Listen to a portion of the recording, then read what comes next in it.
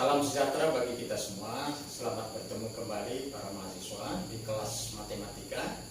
Dan saat ini kita akan bertemu pada pertemuan ketiga dengan topik penalaran atau logika matematik. Mari kita ikuti. Ya, tanpa kita sadari bahwa logika deduksi sesungguhnya merupakan landasan penalaran kita dalam setiap proses belajar atau kegiatan penelitian dan pengkajian sesuatu masalah. Nah, karena logika ini menggunakan lambang-lambang dalam proses deduksi ini, maka sehingga logika deduksi sering pula disebut sebagai logika simbolik, dan ini menjadi landasan teori-teori dalam ilmu komputer. Dalam pertemuan ini diperkenalkan pengolah-pengolah, operasi, dan kaidah-kaidah logika deduksi beserta peranannya dalam penarikan kesimpulan secara sah. Ini bagian dari logika matematika yang akan kita pelajari. Silakan dibaca. Nah, pengertian logika matematika adalah ilmu yang mempelajari tentang cara berpikir yang logis, masuk akal, dan mempelajari secara sistematis kaidah-kaidah penalaran yang absah atau valid. Logika matematika adalah ilmu yang digunakan untuk menentukan nilai kebenaran dari suatu pernyataan atau penarikan kesimpulan berdasarkan aturan-aturan dasar yang berlaku. Nah, ada dua macam penalaran, yaitu penalaran deduktif dan penalaran induktif. Ya. Nah, kalau penalaran deduktif itu dari umum ke khusus. Ini misalnya, katakanlah premis 1 namanya ini semua mahasiswa baru mengikuti pengenalan kehidupan kampus. Itu umum ya. Kemudian premis kedua, Wulandari adalah mahasiswa baru, sehingga ditarik kesimpulan bahwa Wulandari mengikuti pengenalan kehidupan kampus ya. Nah, jadi dari umum ke khusus. Kalau penalaran induktif itu dari khusus ke umum ya. Jadi misalnya ayam pertama berkembang biak dengan telur, ayam kedua juga berkembang biak dengan telur, ketiga, keempat semuanya sampai ke 50 bahwa ayam itu berkembang biak dengan telur. Itu khusus ayam 1 sampai 50. Maka secara umum kita katakan bahwa semua ayam berkembang biak dengan telur. Jadi hal khusus ke umum. Itu penalaran yang induktif. Untuk masuk ke penalaran deduktif, kita bahas dulu yang pertama, yaitu pernyataan atau proposisi ya. Ya, pernyataan adalah salah satu kalimat yang bernilai benar saja atau salah saja ya. Dengan kata lain, tidak bisa sekaligus kedua-duanya. Pernyataan disebut juga kalimat tertutup. Kalau kalimat terbuka itu bukanlah suatu pernyataan. Pernyataan sederhana ya, atau pernyataan primer ya, yang atomik, itulah pernyataan yang tunggal ya. Di sana tidak terdapat kata penghubung. Kalau pernyataan majemuk itu terdiri dari satu atau lebih pernyataan sederhana yang dihubungkan dengan kata hubung. Ya, berikut tentukan mana yang merupakan pernyataan dan bukan pernyataan. Yang pertama, misalnya 5 ini pernyataan atau tidak, kita akan lihat. 5 adalah bilangan prima. Ya, ini adalah suatu pernyataan karena dia tidak bisa salah, dia pasti benar gitu ya. Nah, jadi nilai kebenarannya adalah benar.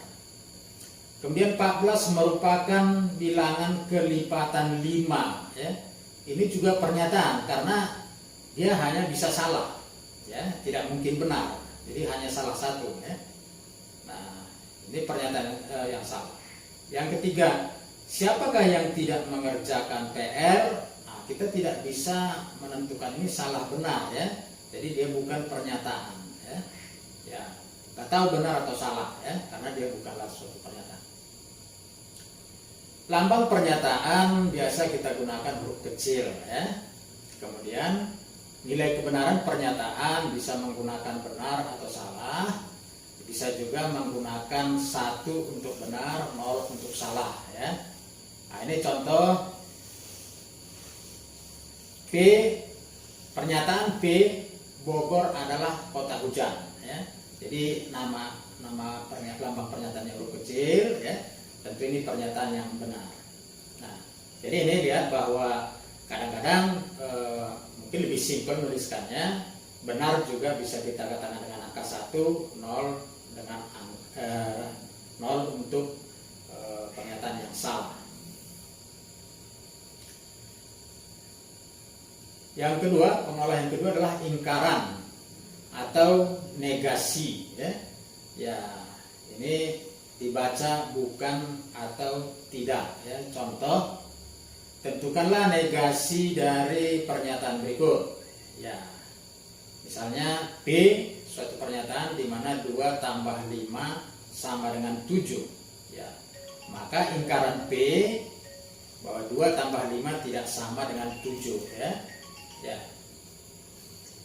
Jadi boleh juga kita katakan tidak benar bahwa 2 tambah 5 sama dengan 7. Ingkarannya. Yang kedua, misalnya suatu pernyataan Q, semua pelajar berbaju putih, ya.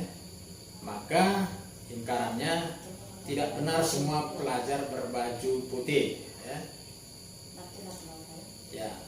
Diimplikasi dari dua pernyataan P dan Q dinotasikan seperti ini. Nah, bisa dibaca P jika dan hanya jika Q, atau P syarat perlu dan cukup untuk Q, atau Q syarat perlu dan cukup untuk P. Boleh juga jika P maka Q dan jika Q maka P. Untuk tabel kebenarannya, untuk diimplikasi dari dua pernyataan bernilai benar jika dua pernyataan itu bernilai sama, ya, tadi sudah ada kita singgung. Tingkat kekuatan kata hubung, ya, artinya mana yang didahulukan dikerjakan, ya. Jadi tentu urutan pengerjaannya nanti ini dulu, ya, baru level berikutnya dan dengan atau, kemudian implikasi dan diimplikasi. Jadi contohnya ini, ya. Ya, kita sudah tahu pasti ini yang dikerjakan dulu, yang dalam kurung baru ke sini. Jadi ditulis seperti ini. Misalnya kalau ini tidak, kalau ada pakai tanda kurung kan kita udah pasti ini dahulukan. Tapi kalau begini bagaimana? Nah, tadi dari urutan tentu ini yang harus didahulukan dulu, ya. Q atau R hasilnya baru P, maka jika P maka hasil ini. Jadi sama dengan ini, ya.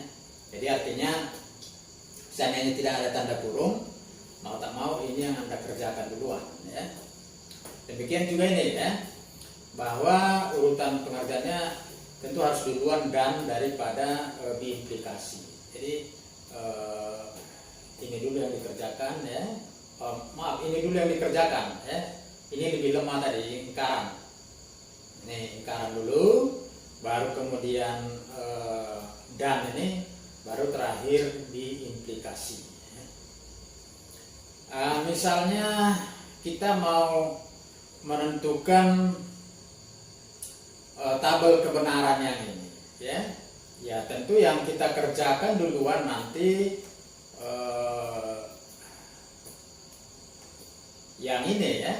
Yang ini, ya. Baru kata hubung atau dengan dan terakhir adalah implikasi itu, ya. Bagaimana tabel kebenarannya, ya? Misalnya kita isi pernyataan PQR, perhatikan ini ada 3 pernyataannya, maka kombinasi pernyataan benar salahnya nanti ya 2/3, ya, 2/3, 8. Nah, supaya tidak salah mengisi kombinasinya, jadi bisa kita buat begini. Pernyataan pertama kita bagi 2, 8 bagi 2 berarti 4. Nilai benar 4, dilanjut nilai salah 4. Kemudian bagi 2 lagi. Yang benar 2, salah 2, benar 2, salah 2. Kemudian bagi 2 lagi menjadi 1, benar sekali, salah, dan seterusnya. Maka kombinasinya akan tepat 8. Ya. Nah, maka yang kita kerjakan duluan adalah ingkaran. Ya. Tentu ingkaran Q, kalau ini benar di sini salah, benar, salah. Yang salah ingkarannya oh ya Q, ya, kita melihat Q, ya, benar ini jadi salah, benar jadi salah, salah jadi benar, salah ingkarannya benar, dan seterusnya. Nah, urutan berikutnya, ya, karena dan dengan atau itu sama levelnya ya, boleh P dan R dulu ya. Jadi P dan R. Kalau dan tadi dia hanya benar jika kedua pernyataan penyusunnya bernilai benar. Jadi ini P dengan R, benar-benar di sini benar, benar salah di sini salah ya, dan seterusnya. Nah kemudian baru kita lanjutkan dengan atau ya, tentu hasil ingkaran Q atau hasil P dan R ya. Setelah ini selesai baru lanjut ke implikasi. Jadi terakhirnya implikasi ya. Itu urutan pengerjaan bila nggak dibuat tanda kurung ya. Kemudian ekivalen ya, ekivalen atau kesetaraan. Dua pernyataan dikatakan ekivalen atau ekivalen logis jika kedua pernyataan mempunyai nilai kebenaran yang tepat sama ya. Jadi notasinya ini boleh seperti ini ya. Nah ini sifat pernyataan yang ekivalen, ini disebut sifat refleksif, ini simetris ya, ini transitif ya. Jadi jika P setara dengan Q dapat sebagai jika P maka Q atau sama dengan, yaitu ada yang menggunakan tanda ini juga, ada menggunakan sama dengan, tapi kita gunakan yang kesetaraan yang seperti ini. Baik, ini untuk latihan, silakan buat tabel kebenaran ya. Di sini sudah ada ini ya, sudah contoh. Sekarang kontradiksi. Pernyataan yang selalu bernilai salah untuk setiap nilai kebenaran komponennya itu disebut kontradiksi ya. Contoh ini ya, P dan ingkaran P ya. Ya berapapun ingkaran P, dia nilainya pasti salah ya. Jadi misalnya kalau kita isi ya, misalnya ya seperti ini ya, ini P, ini ingkaran P, kemudian P dan ingkaran P ya, hanya dua kemungkinan, 1, 0 atau benar salah ya. Kemudian ya ingkaran 1 tentu 0, ingkaran 0 1, 1 dan 0 ya pasti 0, 0 dan 1 ya 0 juga. Jadi berapapun nilai penyusunnya ini, dia hasilnya tetap 0 atau salah. Sifat ini disebut kontradiksi ya. Ini ya. Kemudian di sini ada teorema untuk logika ya, sama dengan di di himpunan juga ada ya. Nah, jadi ini ingkaran dari ingkaran P setara dengan P. Artinya nilai kebenaran di sini pasti sama dengan sini ya. Atau konjungsi dari suatu proposisi dengan ingkarannya selalu salah, itu kontradiksi tadi ya. Nah, disjungsi dari suatu proposisi dengan ingkarannya selalu benar ya. Ya, jadi artinya begini ya. Kalau misalnya kita buat ini ya, jadi katakanlah ini P, kemudian ingkaran P, kemudian inilah P atau ingkaran P. Jadi ini 1 tentu ingkarannya 0. Kalau di sini 0 ingkarannya 1. 1 atau 0 ya 1. 0 atau 1 1 ya. Nah, jadi berapapun nilai komponennya ini dia tetap bernilai 1 ya. Nah, masih banyak lagi hubungan-hubungan yang ada seperti ini disebut sifat keidentikan ya. P dan 0 adalah 0, P dan 1 adalah P. Kemudian P atau 0 setara dengan P, P atau 1 setara dengan 1. Nah, di sini juga ada sifat-sifat distributif, asosiatif, komutatif ya. Jadi ya artinya kalau yang komutatif ini ya berubah tempat saja. P dan Q ya sama, setara dengan Q dan P ya. Kemudian sama dengan di himpunan, di sini juga ada teorema De Morgan ya. Kalau dalam himpunan ini adalah apa? Istilahnya komplemen dari P irisan Q ya, setara dengan komplemen P gabung lingkaran P gabung lingkaran Q. Ini persis sama dengan di apa? Himpunan ya. Cuma himpunan dan ini menggunakan irisan atau ini menggunakan gabungan atau ionian. Stop. Itu yang pertama.